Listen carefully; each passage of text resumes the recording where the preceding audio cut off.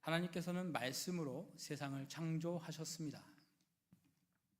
말씀이 육신이 되어 우리에게 구원 되신 예수님께서 이 땅에 오셨습니다. 또한 말씀으로 성도를 이끌어 가십니다. 믿으십니까? 그렇다면 말씀을 읽으시기 바랍니다. 그렇죠. 아멘이 나와야죠. 앞에는 아멘, 아멘, 아멘 하다가 말씀을 읽으십시오 하면 점점점 이러시면 안 돼요. 하나님이 말씀으로 세상을 창조한 것도 믿고, 말씀이 육신되어 우리에게 온 것도 믿고, 말씀으로 하나님께서 우리 삶을 인도하시는 것도 믿는데 말씀을 안 읽는다는 것은 말이 안 되는 것이죠. 민수기서를 계속 묵상하면서 그런 생각이 들었습니다. 민수기서 정말 재미없는 책이에요. 숫자 나오고 광야에서 사막에서 매 이스라엘 백성들 불평하고 불만하는 얘기만 나오잖아요. 그런데 저는 하나님께서 이 민수기서를 통하여 우리 능원 침례교회, 또 우리 능원 침례교회에 있는 모든 권속들, 가족들 한 사람 한 사람들을 다시 세워주시고 있구나, 말씀으로 다시 기초를 쌓게 하시는구나 하는 것을 느낍니다. 이 느낌이 저만 있는 것인가요? 정말 그렇습니다. 오늘은 어버이날로, 어버이 주일로 저희들이 주일을 예배를 보내고 있습니다. 14일이니까 사실은 스승의 날이 돼야 되는데, 지난 주가 이제 5월 7일이다 보니까 어린이 주로, 또 5월 8일이 또 월요일이다 보니까 이번 주를 어버이날로 저희들이 지냅니다. 꽃들은 지난주에 다 다뤄드렸기 때문에 이번 주는 생략하였습니다. 그래서 오늘 말씀을 통하여 다음 세대를 준비하는 아버지들, 다음 세대를 준비하는 어머니들, 어른들, 지도자들은 어떤 사람이 되어야 하는가를 오늘 말씀을 통하여 깊이 상고해 보기를 원합니다. 오늘 말씀은 민수기서의 후반부로 드디어 이스라엘 백성들이 첫 번째 시험에서 실패하고 가네스 바네아에서 하나님이 들어가라 했던 그 가나안 땅을 들어가지 못하고 그들이 앞으로 40년 동안 사막에서, 광야에서 유리하게 될 것이다, 떠돌게 될 것이다, 그 말씀처럼 약 38년 동안 이스라엘 백성이 광야에서 살게 됩니다. 이제 한 2년 남았습니다. 이제 2년만 지나면 드디어 꿈에도 기대하던 약속의 땅, 젖과 꿀이 흐르는 그 땅에 들어갈 수 있게 된 것이죠. 이제 하나님께서는 다시 인구조사를 해봐라, 그리고 너희들이 가나안 땅에 들어가면 영토를 어떻게 나눌 것인지, 그 역할들은 어떻게 할 것인지 하나님께서 율법을 수정하고 보완하고 제사법을 다시 한번 강조하는 그러한 절차들을 2년 동안 갖게 하십니다. 이 기간 동안에 모세는 신명기, 새로운 명령, 이미 명령이 주어졌지만 다시 한번 그 명령을 새롭게 전달하는 신명기서를 전달하게 됩니다. 안타깝게도 오늘 말씀을 보니까 하나님께서 모세에게 은퇴를 선고합니다. 12절 13절에 보니까 하나님께서 모세에게 한 산에 올라가라고 합니다. 그 산 이름은 아바림 산입니다. 아바림이란 말은 히브리 말로 건너편이라고 합니다. 그래서 이제 요단강만 건너가면 약속의 땅인데 그걸 건너가지 못하고 건너편 산에서 모세는 그 약속의 땅을 바라보는 것이죠. 우리 한번 12절과 13절 같이 한번 읽겠습니다. 시작. 여호와께서 모세에게 이르시되 너는 이 아바림 산에 올라가서 내가 이스라엘 자손에게 준 땅을 바라보라. 본 후에는 내 형 아론이 돌아간 것 같이 너도 조상에게로 돌아가니라.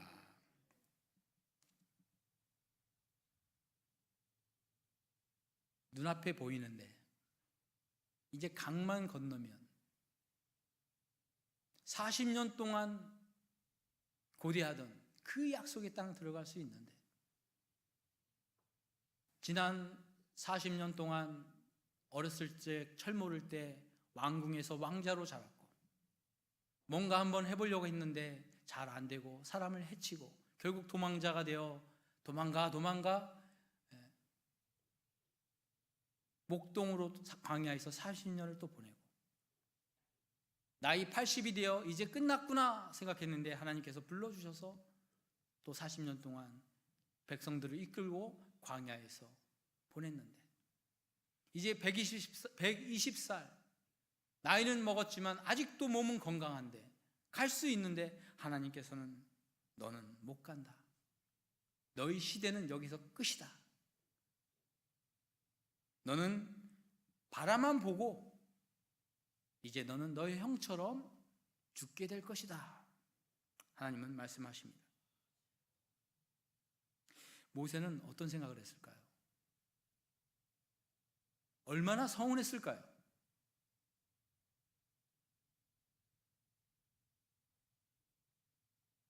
늘 청년인 줄 알았는데 어느 날 지나가는 아이들이 아저씨, 내가 아저씨인가?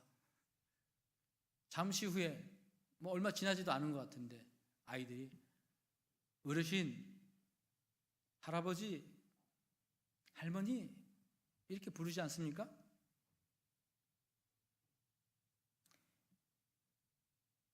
오늘 말씀은요, 우리 아버지 되신 분들, 우리 어머니 되신 분들, 어르신들을 향한 말씀인 것 같습니다.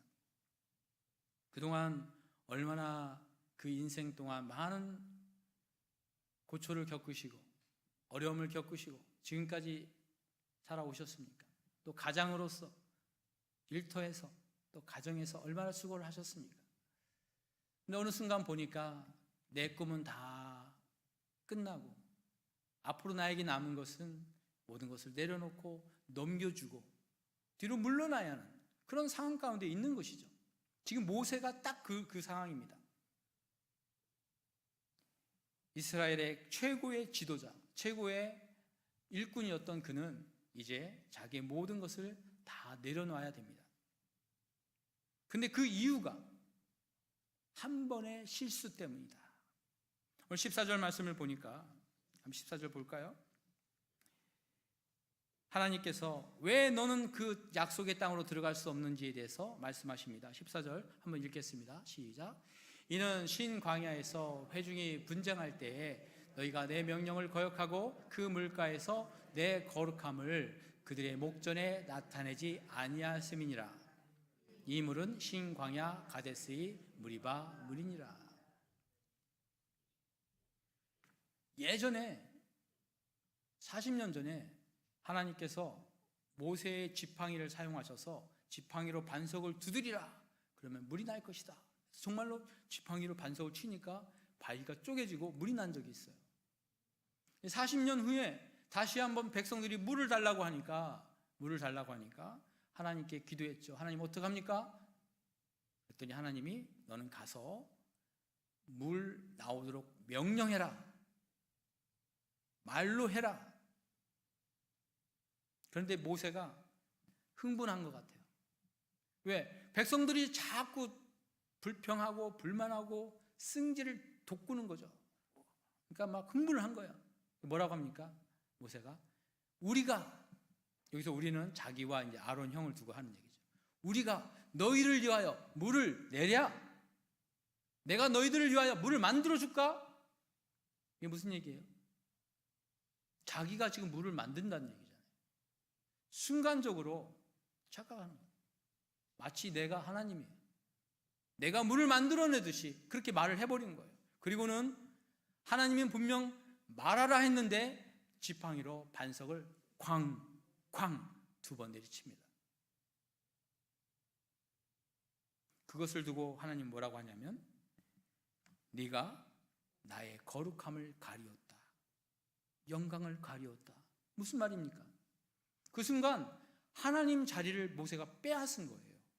마치 자기가 하나님인 양 행했던 거예요. 잘못한 것입니다. 그런데 원인은 누구에게 있습니까? 백성들에게 있잖아요.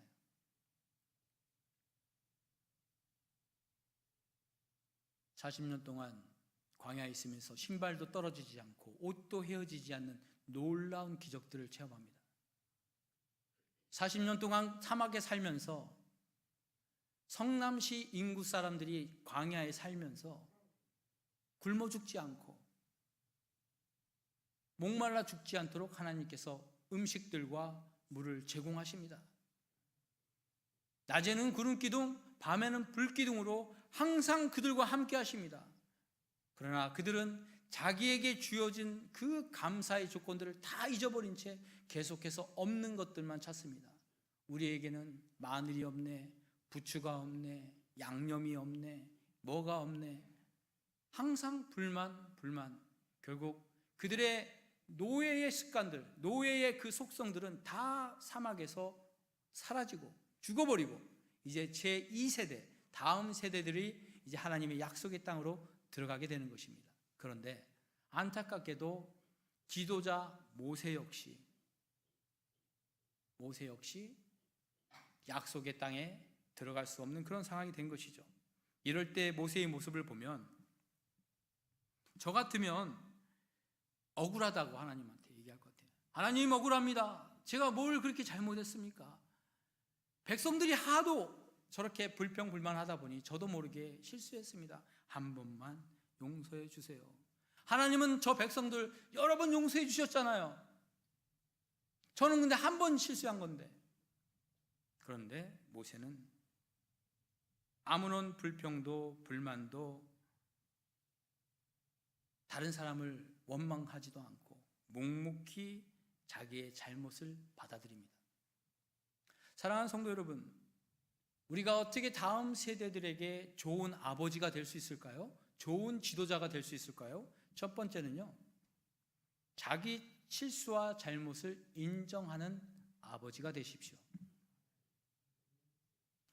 그동안 우리는 아버지가 하는 건 다 맞다고 생각했어요. 어른들이 하는 건 다 맞다고 생각했어요. 그랬더니 나중에 보니까 아버지도 실수하시네, 우리 아버지도 거짓말하시네, 어른들도 잘못하시네. 아이들이 그것을 보게 됩니다. 그것을 사춘기라고 합니다. 그리고 실망하는 거죠. 그럴 때 부모들이, 어른들이, 아버지들이 미안하다, 아빠가 착각했네, 잘못했어, 미안해, 아들 미안해, 딸아 미안하다, 아빠가 약속 지키지 못해서 정말 미안하다, 그렇게 해야 되는데 잘못했다고 안 하는 거예요. 왜? 아빠니까, 내가 어른인데 그럴 수 있지 뭐 하고 윽박 지르고 넘어간다는 거예요. 이게 넘어가죠, 마이크도. 그 순간 아이들은요, 어른들은 다 저렇구나, 어른들은 못 믿겠구나, 불신이 쌓여요. 특별히 그 부모님이 신앙인이라면, 목사라면, 장로님이라면, 권사님이라면 그 아이들의 실망은 더 커질 거예요. 그리고는 생각합니다. 우리 아버지도 보니까 거짓말하고 교회에서는 목사인데 집에 오니까 뭐 별 볼 일 없네. 그럼 하나님 안 계시겠구나. 자연적으로 아이들의 커감에 따라 신앙이 없어지는 거예요. 믿음이 안 생기는 거예요. 신뢰가 깨지는 거예요. 부모님이 잘못을 인정하고 고백하고 미안하다, 이럴 때 자녀들은 부모님의 사랑을 더 느끼는 줄 여러분 믿으시기 바랍니다. 저는 지난 코로나 기간 동안에 격리를 하는 그 기간에 부모님들과 또 저희 누님 식구들과 함께 격리하는 기간 동안 계속 대화를 한 적이 있어요. 어디 갈 데 없지 않습니까? 계속 얘기를 하는 거죠.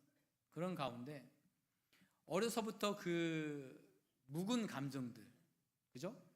뭐 저희만 그런 게 아니라 거의 모든 가정들이 쌓인 감정들이 있어요.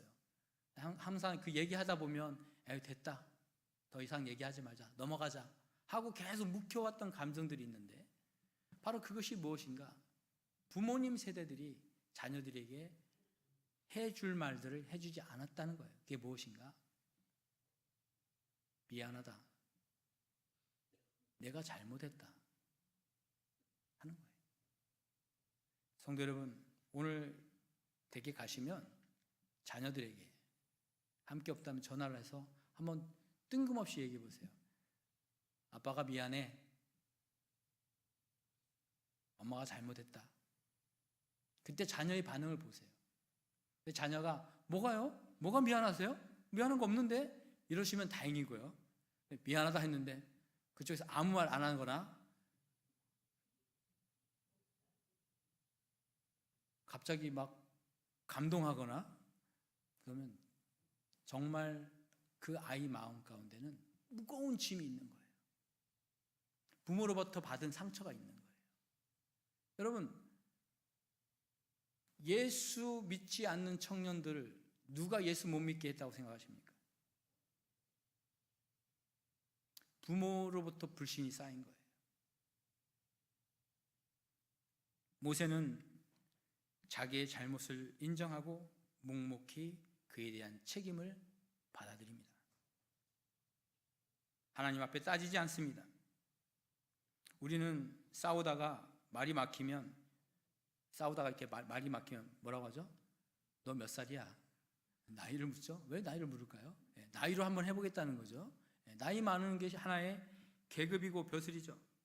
그러나 다음 세대를 위한 아버지의 모습은 나이가 아니고 계급이 아니고 자기의 잘못을 내려놓을 수 있는, 그리고 소통하는 그런 아버지가 되어야 한다는 것입니다.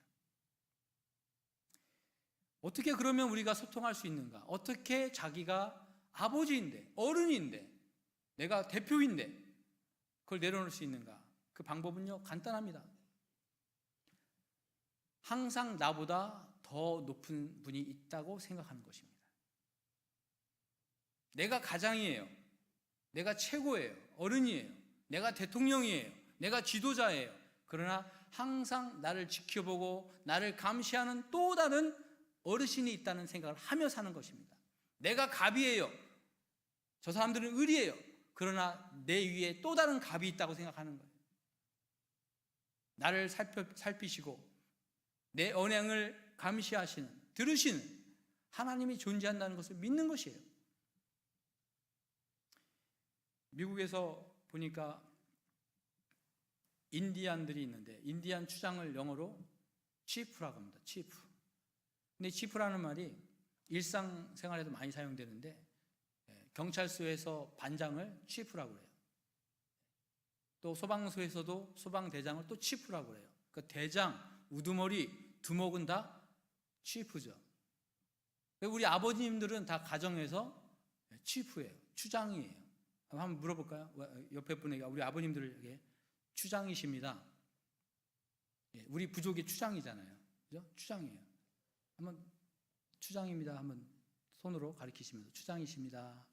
해보시죠. 추장이세요. 아, 좋으시겠습니다. 추장이시네요. 네. 추장님, 네. 네, 추장이십니다. 네.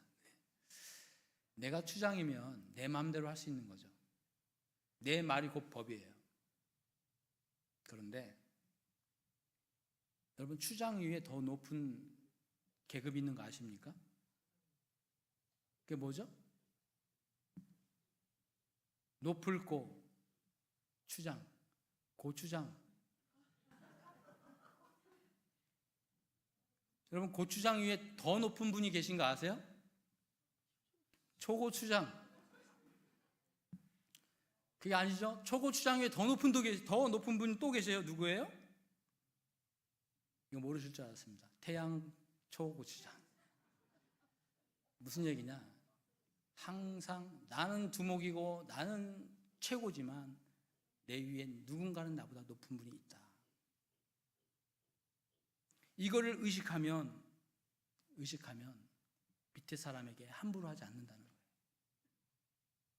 내 자녀니까, 내 자식이니까, 내 마음대로 넌 무조건 내 말을 따라야가 아니라 항상 내 위에 하나님이 계시다. 하나님이 계시다. 이것을 기억하는 저와 여러분 되기를 주님의 이름으로 권면합니다. 또한 모세는 하나님의 은퇴 선포, 너는 여기가 끝이야 했을 때 바로 기도합니다. 15절 말씀에 보니까 모세가 여호와께 여짜와 이르되 기도합니다. 여러분 같으면 무슨 기도하시겠습니까? 하나님, 그럼 저 어떻게 되는 겁니까? 지금까지 하나님 일하느라고 해외여행 한 번도 못 갔는데 저 요단강가 한번 갔다 오면 안 되겠습니까? 요단강 건너는 여행도 안 되겠습니까? 저 갑자기 은퇴하는데 저한테 뭐 보험이라든지 의료보험이라든지 뭐 하나 주셔야 되는 거 아닙니까? 아니면 생명 좀 연장해 주시면 안 되겠습니까? 이런 기도할 수 있죠. 근데 모세는 무슨 기도를 할까요? 한번 보겠습니다. 16절과 17절 모세의 기도입니다. 같이 읽습니다. 시작. 여호와 모든 육체의 생명의 하나님이시여, 원하건대 한 사람을 이 회중 위에 세워서 그로 그들 앞에 출입하며 그들을 인도하여 출입하게 하사 여호와의 회중이 목자 없는 양과 같이 되지 않게 하옵소서. 모세는요, 자기를 위하여 기도하지 않습니다. 자기가 죽으면 남겨질 자기 아내, 자기 자식들을 위하여 기도하지 않습니다. 누구를 위하여? 자기를 따르는 회중들, 백성들을 위하여 기도합니다. 그들이 누굽니까? 자기에게 불평하고 자기로 하여금 저 요단강을 건너가지 못하도록 한 원인을 제공했던 사람들 아닙니까? 그들을 위해 기도하는 거예요. 진정한 아버지는 자기가 맡은 자녀들, 진정한 지도자는 자기의 부하들, 진정한 목회자는 자기의 성도들, 양들을 위하여 기도하는 그러한 사람들인 줄 믿습니다. 무슨 기도를 합니까? 내가 떠나고 나면 그들에게 필요한 지휘관이 있는데, 새로운 사람이 있는데, 그건 누구냐? 보니까 그들 앞에 출입하며 그들을 인도하여 출입하게 하사. 여기서 출입한다는 말이 무슨 말인가? 그들을 이끌고 전쟁에 나가서 싸우는 사람을 의미합니다. 모세의 때는 광야에서 인도하는 사람이었지만 이제 가나안 땅에 들어가면 이스라엘 백성들은 전쟁을 해야 합니다. 그러므로 전쟁을 할 수 있는 군사적 지도자가 필요한 것이죠. 하나님, 저들 앞에서 저들을 이끌고 출입할 수 있는, 싸울 수 있는 군사 지도자를 세워주십시오 하고 그들의 필요를 정확히 알고 기도하는 거예요. 여러분, 자녀들을 위하여 여러분 기도하실 때요, 여러분의 꿈, 여러분의 생각으로 기도하지 마십시오. 우리 아이 좋은 대학 가서 좋은 직장 갖고 좋은 사람 만나서 시집장가 잘 가고 하도록, 그런 기도가 아닙니다. 그들의 필요를 여러분이 찾아주시는 그런 부모가 되어야 됩니다. 여러분, 부모들이 자녀들에게 할 말들, 그것은 현재 그들이 느끼고 있는 필요를 공감해 주는 거예요. 따라하겠습니다. 잔소리는 사람을 망치고 공감은 사람을 세운다. 이게 무슨 말인가요? 잔소리는 아무리 잘해도 그 사람을 절대 변화시킬 수 없어요. 망칠 뿐입니다. 그러나 공감해 주는 것, 그것이 그 사람을 변화시킨다는 거예요.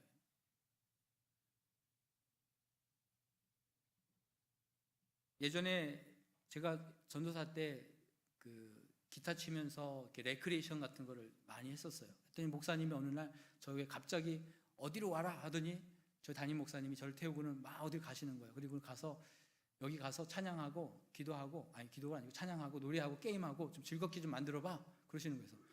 어디입니까? 그랬더니 가면 알게 될 거야. 근데 그것이 어디냐면 대전 교도소였어요. 교도소 안에 보니까 예배당이 있더라고요. 딱 들어가니까 한 20-30명 정도 되는 죄수들이 죄수복을 입고 앉아 계신 거예요. 딱 보니까 막 흉터 있고 막 이렇게 딱. 근데 이분들이 그냥 죄수가 아니고 장애인 죄수예요.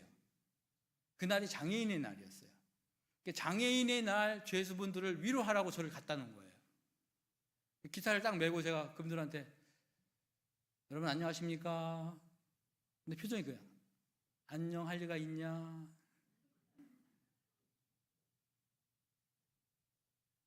요즘 어떠세요? 그러면 표정이 너 같으면 어떻겠냐?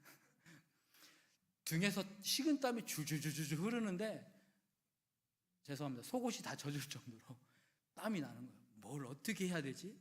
무슨 말을 해도 안 웃어. 무슨 노래를 해도 안 따라해. 무슨 개그를 해도 이러고 계시는 거예요. 그때 그런 생각이 들었어요. 감옥에는요, 자기가 죄 지었다고 생각하시는 분은 한 명도 없답니다. 다 억울하다고 생각하신대요. 억울하게 여기 왔어. 억울하게 여기 왔어. 다 이렇게 생각하신대요. 그래서 제가 그랬습니다. 여러분, 얼마나 억울하십니까? 그랬더니 갑자기 이분들이 얼굴이 환해지는 거예요. 맞아.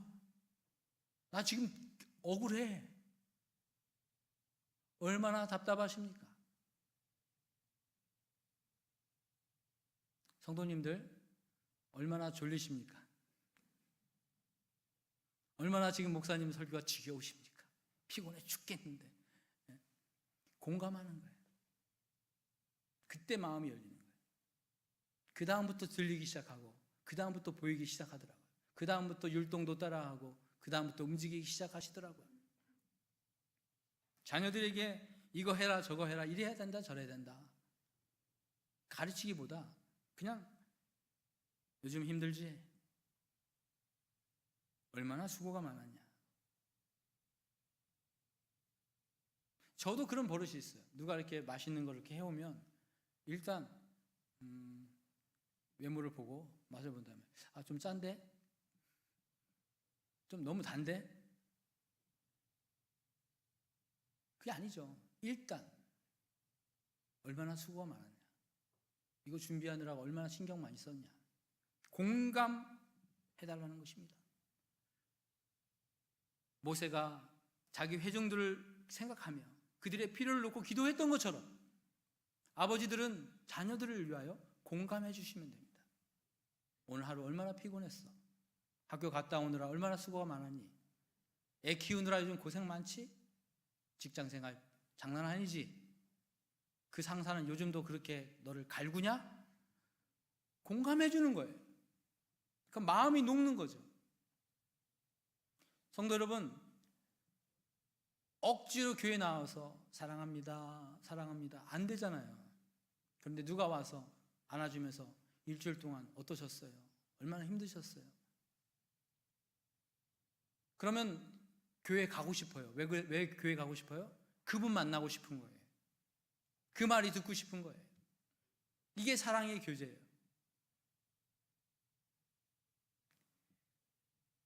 우리 소그룹도 그렇게 됐으면 좋겠습니다. 말씀을 많이 가르치고 다시 한번 목사님이 설교가 이랬대 하고 또 그런 거 안 하셔도 돼요. 그냥 들으세요. 그분이 얼마나 힘든지, 얼마나 바쁜지, 어떤 삶을 살고 있는지 공감해 주시는 거예요. 그렇군요. 힘드셨군요. 바쁘셨군요. 미래의 지도자들을, 미래의 자녀들을 믿음으로 키우는 것은요, 공감해 주는 것으로부터 시작되는 줄 믿으시기 바랍니다. 세 번째로 모세는요, 이렇게 자기를 대신할 지도자를 위하여 기도했는데 하나님께서는 이미 당신이 택하신 지도자가 있었습니다. 말씀 보겠습니다. 18절입니다. 18절 제가 읽겠습니다. 여호와께서 모세에게 이르시되 눈의 아들 여호수아는 그 안에 영이 머무는 자니 너는 데려다가 그에게 안수하고 그를 제사장 엘르아살과 온 회중 앞에 세우고 그들의 목전에서 그에게 위탁하여 내 종기를 그에게 돌려 이스라엘 자손의 온 회중을 그에게 복종하게 하라. 여기에서 그 안에 영이 머무는 자라는 것은 하나님의 영이 그 안에 항상 머문다는 거예요. 하나님이 택한 백성, 택한 사람이라는 거예요. 하나님이 당신의 영을 그에게 부어주셨다는 거예요. 이미 하나님께서 그를 성령 충만한 지도자로 택하셨다는 것입니다. 그리고 너는 가서 너의 모든 권세, 어소리티, 언어, 명예를 다 그에게 전달해 줘라. 그게 네가 할 일이다. 모세가 누구를 세워달라고 기도하는 것이 아니라 하나님은 이미 당신의 지도자를 세워놓으셨어요. 그리고 성령 충만하게 해주셨어요. 여러분, 여러분이 자녀들이 성령 충만하시기를 주님의 이름으로 축원합니다. 어떻게 그럴까요? 여러분, 어떻게 성령 충만할 수 있을까요? 열심히 기도할까요? 주여, 나에게 성령 충만을 주시옵소서. 찬양할까요? 성령 충만으로 막 북치면서 성령 충만으로. 훌륭한 목사님들 모셔다가 설교 들을까요? 여러분, 성령 충만은요 억지로 되는 게 아닙니다. 왜냐하면 성령님은 에너지가 아니에요. 물건이 아니에요. 성령님은 인격적인 하나님이세요. 하나님이 우리 안에 들어오시는 거예요. 임하시는 거예요. 내가 막 원한다고 하나님 좀 와보세요 하면 하나님 오시는 그런 분이 아니에요. 성령 충만 받으라 이렇게 함부로 말하면 안 되는 거예요. 성령님이 우리 안에 들어오시는 것은 인격적인 사건입니다. 인격적인 만남이에요. 특별히 우리 자녀들을 성령 충만하게 여러분 기르고 싶다면 모세처럼 해야 됩니다. 모세가 어떻게 했는가? 여러분, 모세의 종 여호수아는요 원래 이름이 여호수아가 아니었습니다. 우리 민수기서 13장 16절 한번 읽겠습니다. 시간이 많이 지나갔는데 좀 빨리 하겠습니다. 민수기서 13장 16절 시작. 이는 모세가 땅을 정탐하러 보낸 자들의 이름이라 모세가 눈의 아들 호세아를 여호수아라 불렀더라. 그러니까 원래 여호수아가 아니고 호세아예요. 호세아. 여러분, 호세아가 무슨 뜻인가? 신학자들한테 물어보면 100명에게 물으면 다 100명이 뭐라고 하냐면 구원 이렇게 얘기합니다. 왜냐하면 히브리어 사전을 딱 비면 구원 이렇게 써 있어요. 그런데 호세아라는 이름의 뜻에 또 다른 뜻이 있는데 그것은 뭐냐면 도와주다, 도우미 라는 뜻이에요. 종이라는 뜻이에요. 여러분, 여호수아의 직업이 뭐였습니까? 모세의 시종, 몸종이었어요. 놀라운 것은 그가 출애굽할 때 나이가 53세 또는 55세였어요. 중년의 나이였어요. 어린이가 아니었어요. 중년의 나이에 모세의 몸종이 되어서 섬깁니다. 남들이 뭐라고 부릅니까? 여호수아를 호세야 뭐 구원 이렇게 불렀을까요? 그런 뜻으로 부르지 않죠. 어이 몸종, 야 도우미, 약간 그렇게 부르는 거예요. 그런 사람이었어요. 그게 그 사람의 정체성이었어요. 나는 그냥 물 달라면 물 떠다 주고 심부름하면 심부름하고 옆에 서 있고, 그게 여호수아의 정체성이었어요. 그런데 모세는 그를 뭐라고 불렀다고요? 야, 너는 호세아가 아니야. 호세아가 구원이란 뜻이면 그 이름도 나쁜 이름이 아니죠. 그런데 그런 뜻보다는 더 좋은 이름, 여호수아. 여는 여호와의 약자예요. 여호와는 구원이시다. 여호와의 구원을 이루는 사람이 되어라. 네가 장차 이 나라의 지도자가 되어라. 군대 장관이 되어라. 지도자가 되고 일꾼이 되어라. 여러분, 예수와 예수의 이름이 바로 여호수아 같은 이름인 거 여러분 아시죠? 하나님은 구원이시다. 자기는 몸종인데, 자기가 하는 일은 물 떠다 주고 심부름하는 게 다인데, 모세는 너는 하나님의 구원을 이루는 놀라운 지도자가 될 거야. 훌륭한 사람이 될 거야. 계속 그렇게 불러주는 거예요. 원래 이름은 몸종인데, 내 신분은 그런 사람인데 자꾸 그렇게 불러줍니다. 기대하는 것입니다. 그러자 여호수아는 모세가 가는 곳마다 따라갑니다. 그가 시내산에 가서 40일 동안 금식할 때 같이 따라가서 같이 금식하고, 그가 해막에서 하나님을 만나 기도할 때 그 옆에 서 있습니다. 그리고 모세가 해막에서 나와서 자기 숙소로 돌아가 쉴 때 여호수아는 해막을 지킵니다. 떠나지 않아요. 예배가 끝났는데 예배당에 남아있는 거예요. 왜 남아있을까요? 청소하느라고? 아니죠. 다시 하나님을 찾는 거죠. 예배는 끝났지만 개인적으로 하나님을 또 부르는 사람이 되는 것이죠. 그렇게 여호수아는 한 몸종에서 한 지도자로 길러진 것입니다. 사랑하는 성도 여러분, 우리가 계속해서 우리 다음 세대를 위하여 기도합니다. 우리 다음 세대가 세워지게 해달라고 기도합니다. 그렇다면 우리 아버지들은, 우리 어른들은 어떻게 해야 할까요? 먼저 자기의 연약한 모습을 그대로 보여주세요.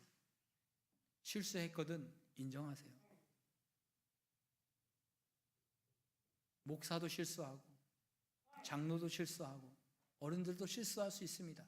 중요한 것은 자기가 실수한 것을 인정하지 않을 때 소통이 막히는 거예요. 더 이상 얘기하고 싶지 않은 거예요. 대화가 안 되는 거예요. 그들의 눈높이로 내려가는 아버지의 모습, 늘 자기보다 더 큰 하나님이 나의 아버지로서 나를 지켜보고 계시다, 하나님을 두려워하는 마음으로 자녀들을 섬기는 그런 아버지의 모습, 그들의 필요를 위하여 기도하고 그 필요를 공감해주는 아버지의 공감 능력. 생긴 거는 나같이 생겨서 별로 못생겼지만 그래도 우리 공주님, 우리 왕자님 자꾸 세워주고 믿어주는 그런 부모의 사랑. 그럴 때 아이들은요, 얼굴에서 광채가 납니다. 그리고 성령 충만합니다. 여러분, 부모님이 자녀들의 성령 충만의 통로가 되어야 합니다. 믿으십니까? 한번 우리 기도하겠습니다. 하나님, 오늘 아버지 날, 어버이날을 통하여 우리 자녀들에게 어떤 아버지가 될 것인가, 어떤 부모님이 될 것인가, 오늘 말씀을 통하여 내 자신에게 적용케 하여 주시옵소서. 내가 혹여나 자녀들에게 말로 실수하고 상처를 줬는데 아직도 그걸 내가 사과하지 않았다면 진심으로 먼저 다가가 사과하게 하여 주시고 그들의 마음을 열어주시고, 내가 그들 앞에서 이중적인 삶을 살았다면 정말 하나님을 두려워하는 마음으로 그들 앞에 참 신앙인의 모습으로 서게 해달라고 이 시간 기도하겠습니다. 우리 자녀들을 공감해주고 그들의 필요를 채워주는 그런 아버지가 되겠습니다. 못나 보이고 없어 보이고 쓸모없어 보이지만 그들도 하나님의 가장 귀한 자녀들인 것을 깨닫게 하여 주시고 늘 축복하는 아버지, 세워주는 아버지, 그래서 몸종에서 한 나라의 지도자로 이끌어가는 모세와 같은 아버지가 되게 하여 주시옵소서. 정말 우리 능원 침례교회에 있는 우리 차세대들은 정말 이 지역을 세우고 우리 교회를 세우고 이 나라를 다시 세우는 여호수아 같은 지도자들이 다 되게 해달라고 우리 한번 통성으로 주님 앞에 기도하며 나갑니다. 하나님,